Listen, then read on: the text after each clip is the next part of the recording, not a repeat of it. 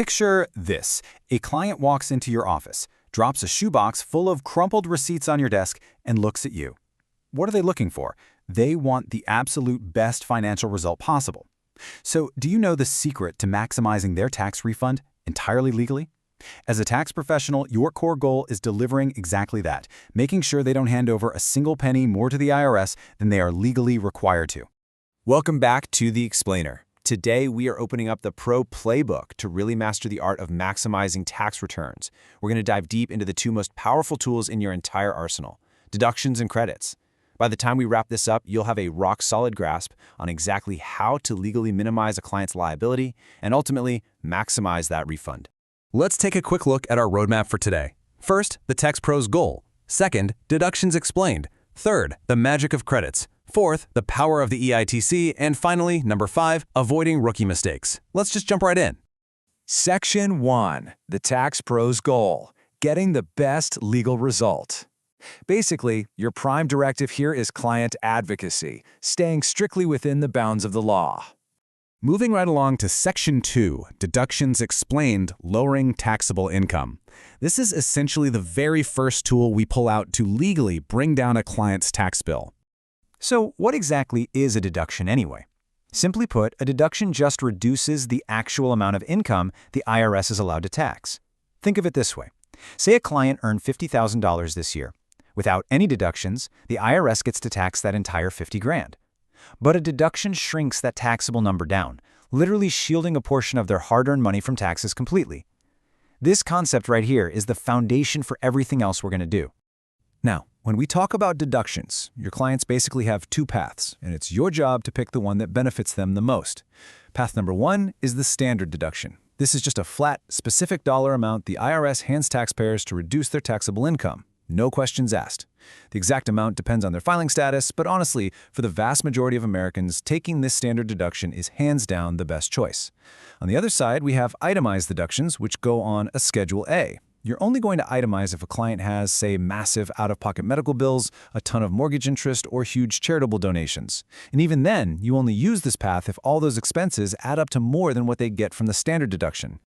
Okay, you might be sweating a little over the complex math right now, thinking, how on earth do I know which one is better for them? Relax, don't reinvent the wheel. Software like GBC Tax Pro 360 automates this entirely. It automatically calculates whether the standard deduction or itemized deductions will give your client the biggest return, so you get the optimal choice without the headache. That being said, you still have to be smart about your workflow. Please, do not make the massive rookie mistake of trying to itemize for everyone. It happens all the time. New preparers waste precious hours meticulously typing in $50 charity receipts for old clothes, totally unaware that the client is just going to take the $14,000 plus standard deduction anyway. You've got to know when to skip the busy work. All right, Section 3, the magic of credits. Dollar for dollar savings. Listen, if deductions are your shield, credits are absolutely your sword. Let's look at the difference side by side. As we just went over, deductions merely lower the taxable income, right? They shrink the pie before the tax rate is even applied. But tax credits directly lower the actual tax bill itself. If you owe $1,000 in taxes and you manage to get a $1,000 tax credit, boom, your bill is wiped out to zero. It's a direct dollar-for-dollar reduction. It's huge. But keep in mind, not all credits are created equal. First, we have non-refundable credits. These are great because they can take a tax bill all the way down to zero, but they stop right there. If the credit is bigger than the tax owed, the client doesn't get to keep that extra money. But then we have refundable credits. You guys, this is where the absolute magic happens. If a refundable credit drops the tax bill below zero, the IRS actually cuts a check and sends that difference straight to the taxpayer as a refund. It is so crucial that you memorize this exact definition. Let's really absorb it. A refundable tax credit is a tax credit that can reduce a taxpayer's liability below zero, resulting in a refund being paid out by the IRS. This is a vital vocabulary term for you. This exact mechanism is primarily how low-income workers, especially those with kids, get those massive tax refunds that often end up being way more than they even paid into the system during the year.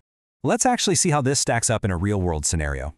Let's start with a gross income of $50,000. First, we apply our deduction. For this example, we'll use a standard deduction of $14,600. That immediately drops our taxable income down to $35,400. Remember, the IRS only gets to tax this smaller amount. So let's pretend the tax calculated on that is $4,000. Now we apply a refundable tax credit of $5,000. Because it's a refundable credit, it wipes out that $4,000 owed entirely, drops the bill $1,000 below zero, and the final result? A sweet $1,000 refund check mailed straight to your client. Let's move on to Section 4, the power of the EITC, or the Earned Income Tax Credit. This is the absolute heavy hitter of the tax world. The Earned Income Tax Credit is the single largest federal refundable tax credit available for low to moderate income workers. If your client qualifies for this, especially if they have dependents, this one credit alone can mean a refund of thousands of dollars. I'm not kidding. It is quite literally the #1 reason people flock to tax preparers every single season. They desperately need pros like you to help them navigate the complicated rules and claim this massive benefit safely. And hey, don't just take my word for it. Straight from irs.gov, quote, EITC is a refundable tax credit, which means that even if you don't owe any tax, you can still receive a refund. That right there is the ultimate authority confirming exactly how powerful this credit really is for your clients. Finally, Section 5, avoiding rookie mistakes, focusing on execution and compliance. Because look, understanding these concepts is one thing, but execution is what actually makes you a true pro. Let's talk about some real pro best practices. Remember how we said the software is smart enough to pick the best deductions? Well, your real job is asking the right questions so the software actually has the right numbers to work with. Always ask clients about major life changes. Did they buy a house? Did they have huge medical bills? Did they have a kid? These are the major triggers for those big deductions and credits. Once you have the info, let the software do the math. And most importantly, listen to me on this one. Never, ever promise a client a specific refund amount up front before you've entered all their documents. That is a guaranteed recipe for a furious client and a massive headache for you. Also, you need to remember that because the Earned Income Tax Credit is so incredibly massive, the IRS is remarkably strict about it. You absolutely cannot overlook EITC's strict compliance. You have to complete your due diligence. That means filling out Form 8867 and asking very thorough questions to prove your client legitimately qualifies.